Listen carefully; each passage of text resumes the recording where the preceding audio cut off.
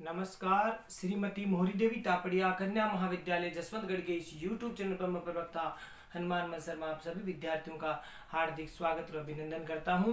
प्यारे विद्यार्थियों, बीए प्रथम वर्ष के कक्षा में हिंदी साहित्य विषय के अंतर्गत हिंदी भाषा व साहित्य का इतिहास और उसमें हम महत्वपूर्ण प्रश्नोत्तरों को देख रहे हैं। प्यारे विद्यार्थियों, आज का जो महत्वपूर्ण प्रश्न है वो है, अति महत्वपूर्ण है ये, ठीक है। तो इस प्रश्न को देखिए। प्रश्न है, राजस्थानी भाषा का विकास क्रम। राजस्थानी भाषा के विकास क्रम को क्या करना है, स्पष्ट कीजिए। विकास क्रम को बताना, राजस्थानी भाषा का विकास किस प्रकार से हुआ। तो ये प्रश्न इस प्रकार से भी दिया जा सकता है, या फिर इस प्रश्न को इस प्रकार से भी दे सकते हैं, राजस्थानी भाषा के विकास क्रम को स्पष्ट करते हुए राजस्थान की उपबोलियों के बारे में सामान्य परिचय दीजिए। उपभाषा या बोलियों के बारे में परिचय दीजिए। इस प्रकार से प्रश्न आ सकता है। तो पहले हम राजस्थानी भाषा के विकास क्रम को भली भांति देख लेते हैं। देखिए प्यारे विद्यार्थियों, पहले भूमिका के रूप में पहला बिंदु देख लेते हैं कि राजस्थानी भाषा अपने प्रारंभिक काल से ही काफी समृद्ध और महत्वपूर्ण रही है। राजस्थानी भाषा का जो प्रारंभिक काल है, जो प्रारंभ है, उस समय से ही राजस्थानी भाषा है प्यारे विद्यार्थियों, वो अपने प्रारंभिक काल से ही, अपने आरंभ समय में ही काफी समृद्ध और महत्वपूर्ण रही थी। जो युग राजस्थानी साहित्य को बांटा, राजस्थानी साहित्य को युगों में जो बांटा गया है, कालखंडों में बांटा गया है, तो उसका जो प्रारंभिक काल है प्यारे विद्यार्थियों, तो उस काल में राजस्थानी भाषा काफी समृद्ध रही है, विकसित रही है और महत्वपूर्ण भी रही है। ठीक है। दूसरी बात, इसमें काफी मात्रा में साहित्य रचा गया। राजस्थानी भाषा में काफी जो साहित्य रचा गया, व्यापक साहित्य रचना इसमें हुई है। तो राजस्थानी में पर्याप्त मात्रा में, काफी मात्रा में, या फिर हम यूं कह सकते हैं कि व्यापक रूप में साहित्य रचा गया है। अगली बात, राजस्थानी भाषा को जॉर्ज ग्रियर्सन ने अंतरंग उपशाखा में रखा है। बहुत महत्वपूर्ण बात है। राजस्थानी भाषा को George Grierson, doctor George Grierson ji है, इन्होंने भाषा सर्वेक्षण किया था और भाषा के संदर्भ में काफी कुछ उन्होंने कार्य किया। तो जॉर्ज ग्रियर्सन ने अंतरंग उपशाखा में राजस्थानी को रखा है। किस उपशाखा में? अंतरंग उपशाखा में राजस्थानी भाषा को रखा है। अगली बात, डॉक्टर सुनीति कुमार चटर्जी। डॉक्टर सुनीति कुमार चटर्जी जो भारत के जाने माने भाषा वैज्ञानिककार थे, तो इन्होंने, डॉक्टर सुनीति कुमार चटर्जी ने राजस्थानी भाषा को कौन से वर्ग में रखा? प्रतीच्य वर्ग। इन्होंने अलग अलग वर्ग माने थे, प्रतीच्य वर्ग, प्राच्य वर्ग, आपके ये दक्षिणात्य वर्ग। इस प्रकार से इन्होंने वर्गों में भाषा को वर्गीकृत किया था। तो डॉक्टर सुनीति कुमार चटर्जी ने जो है राजस्थानी भाषा को, विशेष शब्द यहाँ राजस्थानी भाषा के लिए आया है, तो राजस्थानी भाषा को प्रतीच्य वर्ग में तथा मध्य देशीय श्रेणी में रखा था। प्रतीच्य वर्ग हो गया, मध्य देशीय श्रेणी में, श्रेणी की एक भाषा जो है राजस्थानी भाषा को बताया इन्होंने। तो प्रतीच्य वर्ग में बांटा और मध्य श्रेणी की एक भाषा इनको बताया। अगली देखिए बात, डॉक्टर भोलानाथ तिवारी। प्यारे विद्यार्थियों, डॉक्टर भोलानाथ तिवारी जो है बहुत महत्वपूर्ण भाषा वैज्ञानिककार हुए हैं और उन्होंने भाषा विज्ञान नाम से पुस्तक भी लिखी है। तो डॉक्टर भोलानाथ तिवारी है, इन्होंने, प्यारे विद्यार्थियों, डॉक्टर भोलानाथ तिवारी कह सकते हैं, और साथ ही साथ डॉक्टर धीरेन्द्र वर्मा जी भी, उनका भी मत है कि उन्होंने राजस्थानी को, इसे शब्द यहाँ पर राजस्थानी के लिए आया है। तो डॉक्टर भोलानाथ तिवारी ने इसे, यानी राजस्थानी भाषा को मध्य देशीय या मध्यवर्ती भाषा माना है। ध्यान रखना, डॉक्टर भोलानाथ तिवारी ने राजस्थानी भाषा को मध्य देशीय या फिर मध्यवर्ती भाषा माना है। बहुत ही महत्वपूर्ण बातें हैं ये जॉर्ज ग्रियर्सन जी का मत है, सुनीति कुमार चटर्जी का मत है, भोलानाथ तिवारी या धीरेन्द्र वर्मा जी का मत है। अगली बात, पश्चिमी हिंदी तथा गुजराती के साथ, पश्चिमी जो हिंदी है और गुजराती है, उसके साथ राजस्थानी को भी हिंदी की एक प्रमुख क्या माना है? उपभाषा या विभाषा स्वीकार किया गया है। जैसे पश्चिमी हिंदी और गुजराती जो है हिंदी की एक प्रमुख उपभाषा या फिर विभाषा स्वीकार की जाती है, उसी भी प्रकार से प्यारे विद्यार्थियों राजस्थानी भी जो है एक उपभाषा या विभाषा के रूप में स्वीकार की गई। अगली बात देखिए, ये भूमिका तैयार हो गई और आपको समझ में आ गई होगी। अगली बात देखिए, राजस्थानी भाषा का विकास क्रम, जो कि बहुत ही महत्वपूर्ण है। देखते हैं राजस्थानी भाषा का विकास क्रम। सभी विद्वानों ने, जो भी विद्वान हुए जिन्होंने भी भाषा के संदर्भ में, भाषा के बारे में अपने अनुसंधान किया, शोध किया और अपने मत दिए, तो सभी विद्वानों ने अनेक जो प्रमाण है, जो पुष्ट है, ऐसे पुष्ट प्रमाणों के आधार पर राजस्थानी का जो उद्भव है, जो उद्भव हुआ है, वो शोरसेनी अपभ्रंश से हुआ है। ये आप जानते ही हैं और हमने इसके बारे में काफी जानकारी प्राप्त विगत वीडियो में की है कि कौन कौन से अपभ्रंश से कौन कौन सी भाषाएं निकली है। तो सभी विद्वानों ने अपने प्रमाणों, अपने अनुसंधान के आधार पर यह माना है कि राजस्थानी का उद्भव जो है शोरसेनी अपभ्रंश से हुआ है। तो कौन से अपभ्रंश से हुआ? शोरसेनी अपभ्रंश से हुआ है। और इसका जो मूल रूप है, इसका मूल रूप 9वीं शताब्दी से लेकर 9वीं सदी से लेकर के 13वीं सदी तक हुआ है। इसका जो मूल स्वरूप वैसे तो 9वीं शताब्दी के आसपास हो चुका था, जो कि 13वीं शताब्दी तक चलता रहा। इस प्रकार से विकसित होती गई है 9वीं शताब्दी से लेकर 13वीं शताब्दी तक। इस प्रकार 3-4 सदियों में, महत्वपूर्ण बात है, 3-4 सदियों में राजस्थानी ने अपभ्रंश से अलग होने की विशेषताएं प्राप्त कर ली थी। यानी इन 3-4 शताब्दियों में, 9वीं शताब्दी से लेकर के 13वीं शताब्दी तक जो राजस्थानी जो भाषा थी, वो प्यारे विद्यार्थियों इस प्रकार से विकसित हो गई थी, या इस प्रकार से उसने विशेषताएं प्राप्त कर ली थी कि वो अब अपभ्रंश से अलग होने लगी थी। यानी राजस्थानी अपनी एक स्वतंत्र भाषा के रूप में सामने आने लगी, जो अब अपभ्रंश का रूप न लेकर के राजस्थानी स्वयं ही एक विभाषा के रूप में सामने आने लगी। तो ये 3-4 सदियों में राजस्थानी ने कुछ इस प्रकार से अपनी विशेषताएं अर्जित कर ली थी, या इस प्रकार से विशेषताएं अपने आप में धारण कर ली थी कि जिससे राजस्थानी जो है अपभ्रंश से अलग होने लगी। यानी अपभ्रंश अलग हो गया, अलग भाषा हो गई, अलग रूप हो गया, और राजस्थानी का अलग रूप हो गया। वैसे ये राजस्थानी जो है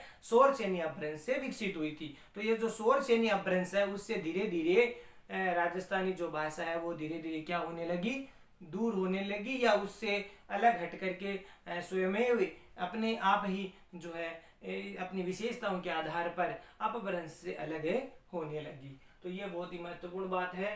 तो इन्होंने राजस्थानी अपनी ऐसी विशेषताएं प्राप्त कर ली, जो कि अपभ्रंश से अलग होने की उन्होंने विशेषताएं प्राप्त कर ली, अलग होने लगी। इसकी विकास यात्रा को 3 भागों में बांटा गया। ध्यान रखना प्यारे विद्यार्थियों, राजस्थानी ने जो राजस्थानी भाषा है उसकी विकास यात्रा को हम 3 भागों में बांट सकते हैं, या फिर इनको 3 भागों में बांटा गया है, और जिनका उल्लेख विद्वानों ने अपने अपने मत के अनुसार नामकरण के द्वारा किया है। जो भी विद्वान है, जो कि भाषा के शोध करता है, अनुसंधान करता है, उन्होंने प्यारे विद्यार्थियों भाषा के इस विकास यात्रा को, यानी राजस्थानी भाषा की विकास यात्रा को 3 भागों में बांटा है, और विद्वानों ने अपने अपने मत के अनुसार इसका नामकरण किया। तो पहला जो मत है, या पहला जो नामकरण राजस्थानी भाषा का विकास, सबसे पहला जो काल आता है, जैसे अपने हिंदी साहित्य में हम पढ़ते हैं, हिंदी साहित्य को जो है 4 कालखंडों में हम बांटते हैं, आदिकाल, भक्ति काल, रीति काल और आधुनिक काल। ठीक उसी प्रकार से राजस्थानी जो भाषा है उसको भी 3 कालों में बांटा गया है। तो प्रारंभिक काल, राजस्थानी भाषा के उद्भव व विकास के प्रारंभिक काल की अवधि निर्धारण को लेकर के सभी विद्वान एक मत नहीं है, क्योंकि अब विद्वान है तो विद्वानों में एक मत, एक विचार तो कैसे हो सकता है। विद्वान अपने अपने मति के अनुसार जो भाषा का, जो ये राजस्थानी भाषा का विकास है, वो क्रम अपने अपने ढंग से निर्धारित करते हैं। तो प्रारंभिक काल के संदर्भ में राजस्थानी भाषा का जो उद्भव और विकास है, वह प्रारंभिक अवधि में जो अवधि का जो निर्धारण करना है, किस क्रम से कितने समय से लेकर कितने समय तक कौन सा काल रहा होगा, इसमें विद्वान वो एक मत नहीं है। और विद्वानों ने तरह तरह से अपने अपने मत अनुसार अपने मत है वो प्रकट किए हैं, अवधि निर्धारित की है। तो देखिए पहला जो प्यारे विद्यार्थियों विद्वान का नाम आता है वो है एलपी तेसितोरी, या इसको टेसिटोरी भी कहा जाता है। तो एलपी तेसिटोरी ने इसको राजस्थानी भाषा का जो प्रारंभिक काल था उसको उन्होंने प्राचीन डिंगल काल नाम दिया। ध्यान रखना, प्राचीन डिंगल काल किसने नाम दिया? एलपी तेसीतोरी ने। और इनका जो मत था या इन्होंने इसकी अवधि मानी वो थी 1250 से लेकर के 1250 ईस्वी से लेकर के 1650 तक, यानी 1250 ईस्वी से लेकर 1650 ईस्वी तक का जो समय था वो एलपी तेसीतोरी ये मानते हैं कि वो प्राचीन डिंगल काल था। राजस्थानी भाषा का ये प्राचीन डिंगल काल नाम उन्होंने दिया। तो समझ में आ गया होगा, ये पहला खंड है, प्रारंभिक काल है। और प्रारंभिक काल को अलग अलग विद्वानों ने अलग अलग नाम दिया है, अलग अलग अवधि निर्धारित की है। तो इसमें एलपी तेसीतोरी ने राजस्थानी भाषा के प्रारंभिक काल के लिए इन्होंने प्राचीन डिंगल काल नाम दिया है। और प्यारे विद्यार्थियों, इनका जो समय है वो 1250 ईस्वी से लेकर के 1650 ईस्वी तक निर्धारित इन्होंने किया है। अगली बात, मोतीलाल मेनारिया, ये भी बहुत अच्छे विद्वान है। तो मोतीलाल मेनारिया जी ने जो प्रारंभिक काल है राजस्थानी का, इसको उन्होंने प्रारंभ काल कहा है। क्या कहा है? प्रारंभ काल। और इनका समय इन्होंने निर्धारित किया 988 ईस्वी से लेकर के 1403 तक, यानी 988 ईस्वी से लेकर 1403 तक इन्होंने जो समय माना है वो मोतीलाल मेनारिया जी ने प्रारंभ काल कहा है। अगले जो विद्वान देखिए, नरोत्तम स्वामी। नरोत्तम स्वामी जी ने जो प्राचीन काल है उसको नाम दिया। और ये जो समय है वो इनका जो प्यारे विद्यार्थियों 1143 से लेकर के 1343 ईस्वी तक था, यानी 1143 से लेकर 1343 ईस्वी तक इनका समय था। तो उन्होंने नरोत्तम स्वामी ने प्राचीन काल नाम दिया। अगली बात देखो, हीरालाल माहेश्वरी। हीरालाल माहेश्वरी जी ने इसको नाम दिया प्रारंभिक काल। और प्रारंभिक काल का समय इन्होंने निर्धारित किया 1050 से लेकर के 1450 ईस्वी तक। ठीक है प्यारे विद्यार्थियों, तो हीरालाल माहेश्वरी प्रारंभिक काल को प्रारंभिक काल कहते हैं और 1050 से 1450 तक इनका अवधि निर्धारित करते हैं। तो प्यारे विद्यार्थियों, आशा करता हूँ इन विद्वानों के मत आपको समझ में आ गए होंगे। और ये राजस्थानी भाषा की विकास यात्रा का पहला जो काल है प्रारंभिक काल है। और इनको अलग अलग विद्वानों ने अलग अलग नाम दिए हैं। कुछ एक दो विद्वान और रह गए, जैसे सीताराम लालस जी है, कल्याण सिंह जी शेखावत जी है, उनके बारे में हम आगे चर्चा करने वाले हैं। यहाँ तक आपको समझ में आ गया होगा, तो आप इसके नोट जो है इसको नोट डाउन कर लीजिए। ठीक है, तो यहाँ तक आपको समझ में आ गया होगा। बहुत ही महत्वपूर्ण प्रश्न है, राजस्थानी भाषा के क्रम को समझाना, भूमिका से लेकर के राजस्थानी भाषा का विकास क्रम।